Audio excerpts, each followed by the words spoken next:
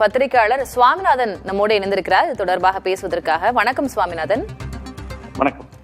இன்றைய நாள் பொறுத்த வரைக்கும் அதிமுகவுக்கும் என்டிஏவுக்கும் தமிழக அரசியல் ரீதியாக எவ்வளவு முக்கியமான நாள்? ஏன்னா ஓபிஎஸ், டிடி விதிநகரன் ஆகியோரை என்டிஏக்குள்ள எடுப்பதற்கான அந்த முன்னெடுப்பு இருக்குமா? கூட்டணியை பலப்படுத்துவது தொடர்பாக இன்றைக்கு பேசுவார்களா அப்படின்ற கேள்விகள் இருக்கு. எதனாலும் எடப்பாடி பழனிசாமி அவர்கள் தானே அதுக்கு இசைவு தெரிவிக்கணும். பொதுக்குழு கூட்டத்துல என்டிஏ கூட்டணியினுடைய தலைமை அவர், கூட்டணி தொடர்பான முடிவுகளும் அவர் தான் எடுப்பார் அப்படின்னு தானே தீர்மானம் நிறைவேற்றியிருந்தார்கள். பியூஷ் கோயலினுடைய வரவு, இன்றைக்கு அவருடைய வருகை பலன் தருமா?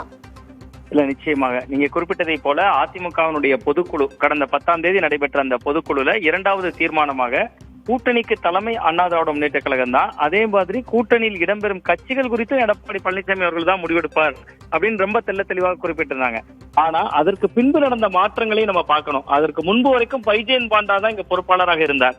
அதற்கு பின்புதான் உங்களுக்கு பியூஷ் கோயல் நியமிக்கப்படுகிறார். நீங்க மத்திய அமைச்சர் பியூஷ் கோயல் அவர்களை பொறுத்தவரை அண்ணா திராவிட முன்னேற்ற கழகத்தோட ரொம்ப நெருங்கிய ஒரு தொடர்புல இருக்கிறவர். இன்றைக்கு நேற்று இல்ல, ஏற்கனவே கடந்த 2019 பாராளுமன்ற தேர்தலின் போதும் அவர் தான் தேர்தல் பொறுப்பாளராக இருந்தார். அதனால இந்த இரண்டு தரப்புக்கும், அது ஓபிஎஸ் இபிஎஸ் இரண்டு தரப்புக்குமே நான் சொல்றேன்.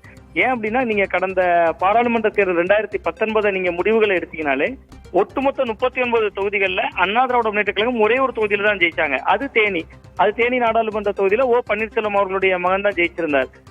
அந்த தரப்பை இணைப்பதற்கான முயற்சியா என்பதை விட அந்த இணைந்திருக்கிற பொழுது இருந்த வலிமையை பியூஷ் கோயல் உணர்ந்திருக்கிறார். நீங்க இன்னைக்கு இருக்கக்கூடிய அந்த பியூஷ் கோயல் அவர்கள் அதிமுகவின் பல பிளவுகள் இருந்திருக்க பின்பு இங்கு வந்திருக்கிறார். அவரை பொறுத்தவரை அதற்கான வலியுறுத்தல்களை செய்வார் நிச்சயமா. அதுக்காகத்தான் அவங்க பைஜெயந்த் பாண்டாவை மாற்றிவிட்டு பியூஷ் கோயல் போன்றவர்களையே அவர்கள் நியமிக்கிறார்கள்.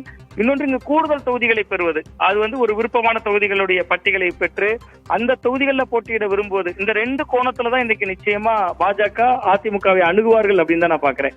ஏன்னா இன்னைக்கு விஜய் ஒரு புதிய சக்தியாக வந்திருக்கிறார். அவர் திமுகவுக்கும் தாவேகாவுக்கும் தான் போட்டிங்கிறாரு. அப்ப தேசிய ஜனநாயக கூட்டணியை பலப்படுத்த வேண்டிய தேவை இருக்கிறது.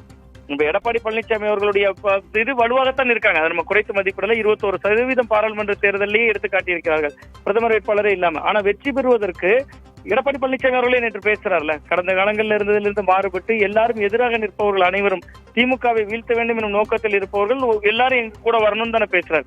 அவர் விஜயை மனதில் வைத்து பேசினாலும் அது ஓபிஎஸ் டிடிவிக்கும் பொருந்தும்ல. அவங்களும் அந்த மனநிலை கொண்டவர்கள் தானே. பட் அப்ப அந்த இடத்துல இவர்களும் சமரசம் செய்யணும். அதெல்லாம் பியூஷ் கோயல் வலியுறுத்துவார் அப்படின்னு தான் நான் பாக்குறேன். நன்றி சுவாமிநாதன், உங்களுடைய கருத்து பகிர்விற்கு. சார்